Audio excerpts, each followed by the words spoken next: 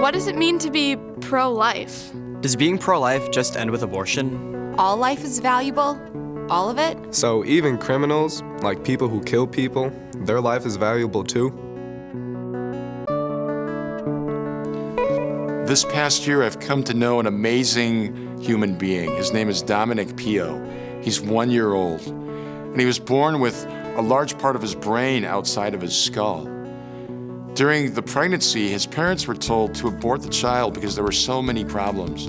But they chose life for their child, and Dominic Pio, after a few surgeries, is actually doing very well. He has inspired and moved so many people by his suffering and the courageous choice of his parents. Dominic Pio reminds me that every single human person has been created in the image and likeness of God and is of absolute value.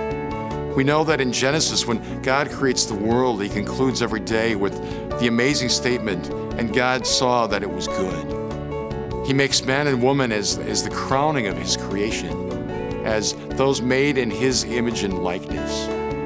And so for us, all of life is sacred, every single life. As humans, at times, we're tempted to discriminate or to categorize people and say, these people are important, these people aren't. The Catholic Church proclaims the dignity of life from the moment of conception to the moment of natural death.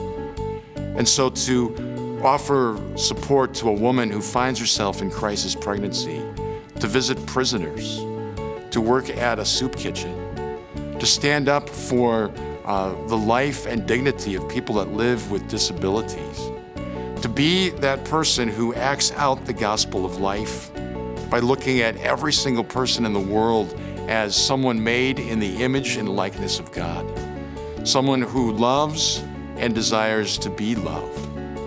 Mother Teresa went to the darkest corners of the world and found people that society had rejected. The first person she picked up was a man in the gutter of Calcutta, abandoned by his family, half eaten by rats, filled with worms and lice. She lovingly picked him up and took him to the hospital and held him until he died. His last question to her, his eyes filled with puzzlement, was, "Why are you doing this?" Her answer was stunning and simple: "Because I love you, because I love Jesus." When we look at every person in the world, even the tiniest, the most fragile, those who no longer can work, the unemployed, the disabled, the elderly, doesn't matter. Every single person has been made in the image and likeness of God, and therefore all of life is sacred for us. We believe in the fifth commandment, "Thou shalt not kill." God puts a limit to us taking another human life, but there's more to it than that. We can kill others through our indifference, through our prejudice, by remaining silent in the face of injustice, by neglecting the needs of those around us.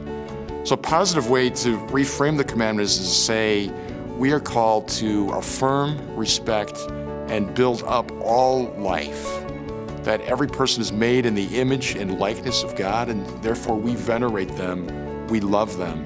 Everyone is my sister, my brother, made in the image and likeness of God, called to an eternal destiny of union with the Father.